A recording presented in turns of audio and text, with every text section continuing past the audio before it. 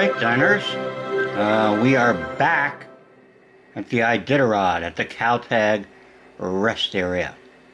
And as you can see, a couple of the dog teams are having a little food before they get on the road. And I believe these two teams are Jor's team, the Norwegian, and I think another guy who's now in the mix on this, Peter Kaiser, or it might be Jesse Royce. We've got more people than just our two leaders. Nic Petit, or Petit, depending on whether you're pronouncing it French style or American style, is already on the road. He got on the road about 3 hours ago, and he has got himself a nice lead now. Probably, a good 20-30 miles or so. Which the other mushers, if they're going to catch him, are going to have to work pretty hard. But on the upside for those mushers, Nick is the one who is breaking trail. So they should have a little bit easier time of it and perhaps go faster. So we will see who ends up making it first to Unakleet, which is the next stop, and it's on the Bering Sea. So we will return a little later when we have more information about what is going on and whether they're making up ground or not. Later. All right, diners. It's a few hours later in the day from our last clip that we took with the mushers heading out of their last rest stop, and now they're on their way to Unakleet, which is a town that is on the Bering Sea. And actually, they've all made it there, or the leaders have, more or less. Nic Petit is all the way in Unakleet, and he's taken a rest there. And he's followed closely by Jor Olsum and Jesse Royer, who is a female. Okay, so now we have in the running here for the top three spots, two males and a female, that being of the Homo sapien variety. In the dog teams, there are both males and females that pull the sleds, so it's a very much a gender neutral kind of sport, right?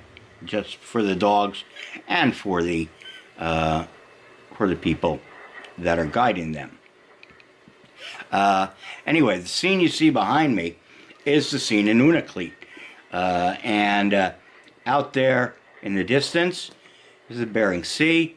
And earlier, there were kids skating there and doing all sorts of stuff out there. And then you see a bunch of blue bags. Those blue bags are food drops for the various teams and supplies and that sort of stuff. And when the teams come in, they'll be coming in and going across the screen. I believe that's where they come in. The part where they come out might be further down. I don't know. I haven't seen anybody come in as of yet. When Nick came in, they didn't have this camera feed up and running. Anyway, Jesse Royer and what's his name? Jor. They are also on their break, but they took theirs about 17 miles short of Unakleet. They're in an area that is supposedly well sheltered, and people or mushers often take their breaks in this spot as opposed to going all the way into Unalakleet. I'm not sure how the food system works with that though. So I don't know exactly how that how they get their food there or whatever. But at any rate, Jor and Jesse are about 17 miles behind Nic as of the last time they were all running, and that translates to about 2.5 hours. And they weren't over the course of the run from the last rest stop, I can't remember the name now, to Unalakleet, they weren't making up any ground. They weren't losing ground to Nic, but they weren't making up ground either. So the rest will happen, and then they'll start heading up the Bering Sea in what I am told is some nasty weather along the way. I'm not sure. Doesn't look too bad in Unalakleet right now. And they've got a good ways to go, and then they'll have a final mandatory rest stop at White Mountain, which is about 77 miles from the finish line in Nome.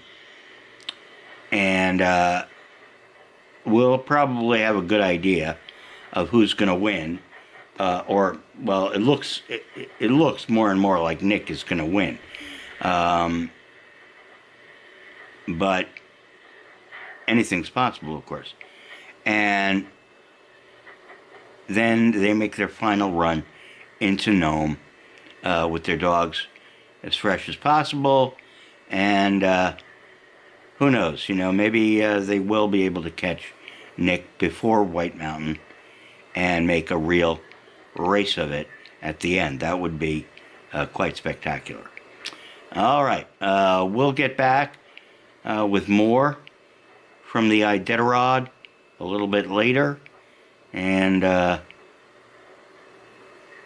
all to do in sports this time until next time, here on the Doomstead Diner.